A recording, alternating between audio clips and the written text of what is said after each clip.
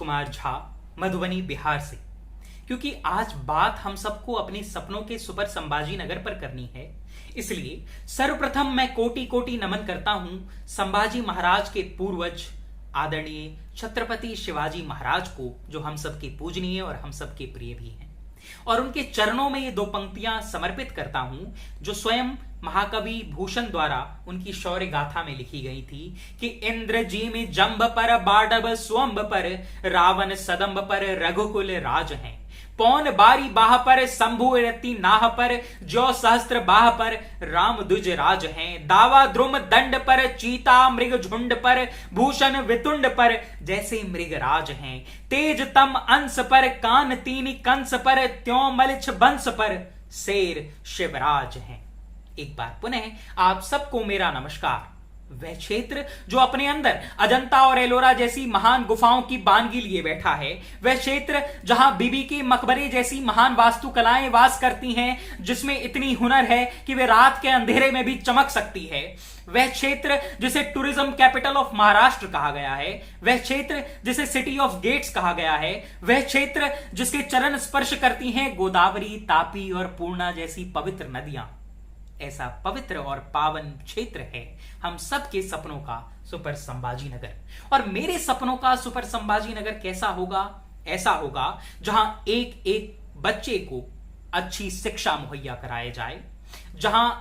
बड़े बड़े लोग पूरे देश भर से अच्छे बच्चे हमारे सुपर संभाजी नगर में ज्ञान अर्जित करने आए, जहां बड़े बड़े इंडस्ट्रियलिस्ट अपनी फैक्ट्रियां लगाएं, जहां टूरिज्म के नाम पर, पर्यटन के नाम पर एक बड़ा उद्योग खड़ा हो जो पूरे देश का सबसे सफलतम उद्योग हो। मेरे सपनों का संभाजी नगर वह होगा जहां स्वास्थ्य सेवाएं एकदम सुदृढ़ होंगी, ताकि अगली बार से यदि कोरोना की या ब्लैक फंगस की कोई लहर आए तो किसी की जान न जाए। मेरे सपनों का सुपर संभाजी नगर वह होगा जहां एक एक किसान खुशहाल होगा। और ये कैसे होगा, मुझे बताते हुए खुशी है कि 2018 के सेंसस डाटा के अनुसार हमारे सुपर संभाजी नगर के 87.5% नागरिक शिक्षित पाए गए हैं। इतना ही नहीं, आईआईटी मुंबई का कैंपस जो अभी सुपर संभाजी नगर में चल रहा है,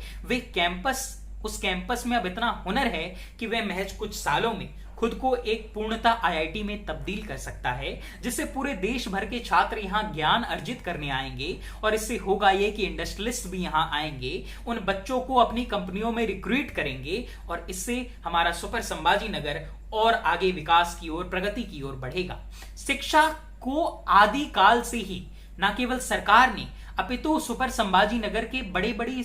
लोगों ने, समाज ने मिलकर सोसाइटी बनाई। चाहे मैं सरस्वती भवन सोसाइटी की बात करूं या मराठवाड़ा शिक्षक प्रसारण मंडल की बात करूं, एमआईटी की बात करूं, मौलाना आजाद एजुकेशन सोसाइटी की बात करूं, इन तमाम सोसाइटी ने हमारी शिक्षा व्यवस्था को सुदृढ़ करने में कोई कमी नहीं छोड़ी। और इसलिए मेरे सपनों का सुपर संभाजी नगर वह होगा जब यहां एक एम्स खुलेगा,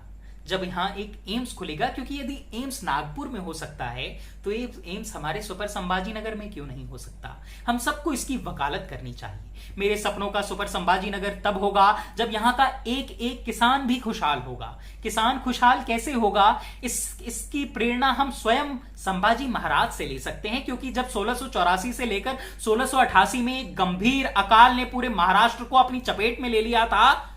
उस वक्त संभाजी महाराज ने किसानों को मुफ्त अनाज की बीजें बांटी,